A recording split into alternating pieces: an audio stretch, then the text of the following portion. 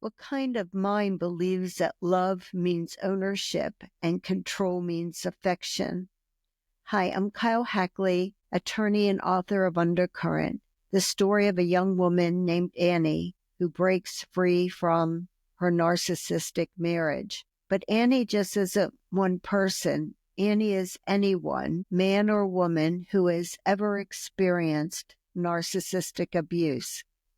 Annie very well may be the part of you that knows something isn't quite right, tries to fix it, survive it, but eventually finds the courage to walk away from it. In today's episode, we're going into the darker edge of narcissistic abuse, the place where control turns into toxic hatred, where love is no longer love but a weapon, and where success, joy, and freedom aren't celebrated, they're punished. We talked last time about the narcissist's twisted need to maintain dominance, even when the relationship is over.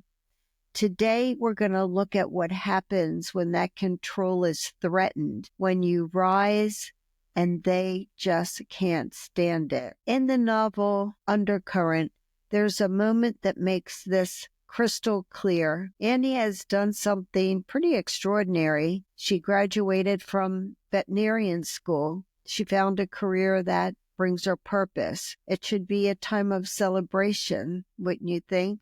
But Santino doesn't show up with flowers. He shows up unannounced. He pushes her up against the wall, and with that same cold, calculated cruelty that he's always used, he sneers. You may think you're smart, some fancy animal doctor, but you are nothing, and you are nothing without me. No congratulations, no pride, just trying to humiliate her because Annie's success is a threat to his control. And here's where the contradiction becomes even more obvious. On the one hand, he says he wants her back, that he wants her to be his wife again, that he doesn't want her seeing anyone else. He frames it like love, like longing. But what kind of love brings violence to you on a day you should be celebrating? What kind of man shows up at your door and makes your victory feel like a crime?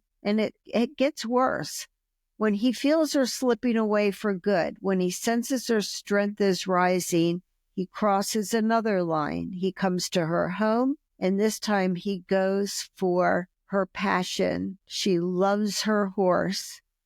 He's the one constant, safe place for her, the animal who has been her healer, her companion, her lifeline. Santino climbs onto the horse's back and says, I'm going to kill him. That's not heartbreak talking. That's not jealousy. It's not even hatred. It's cold, toxic, targeted. It's sadism. It's not about wanting her back. It's about punishing her for escaping, for daring to live a life that doesn't revolve around him. It's about her finding joy, independence, and love without him. He doesn't want Annie. He wants to erase what makes her strong. This is what happens when a narcissist realizes they've lost control. When the mask slips and what's underneath isn't grief, it's rage.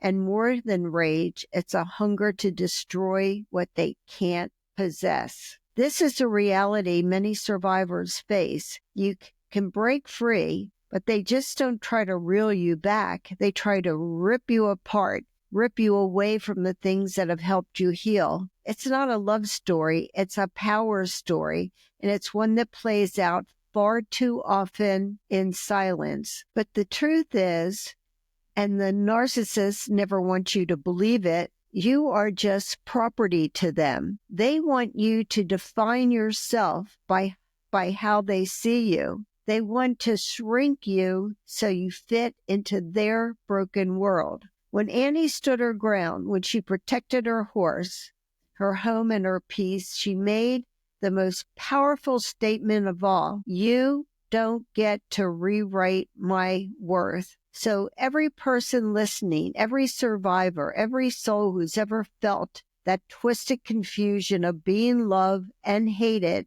by the same person hear this. You don't have to make sense out of their madness. You just have to keep rising. You are never meant to stay small. And the fact that they fear your light, that means that you've had it all along. If you'd like to share your thoughts on this episode, I would welcome you to leave a comment or send me an email. Your experiences matter, and your voice deserves to be heard. And that's why Are You Annie exists. When you share your story, you are not just speaking for yourself, you are lighting the way for someone else. Are You Annie is for anyone who needs validation and support, because it's about walking through fire to reach the other side of narcissistic abuse. It's about reclaiming the pieces of who you are and stepping back into your truth and into your power. If you haven't already, please subscribe or hit like if you enjoyed this episode. I truly believe that each time someone likes or subscribes, it helps us reach another Annie. Now, I may not know you personally, but I believe I know your story because I know Annie. The details are always different, but the patterns are alike. And if you see yourself in Annie's journey, just know that you are not alone. And as always, I want you to know that you're not just a survivor, you are a warrior against narcissistic abuse. You are stronger than you know, and I want you to be tenacious and never give up on what's important to you and your dreams. Thank you for listening. Let's continue this journey together. I see you. I appreciate you. Until next time. Bye.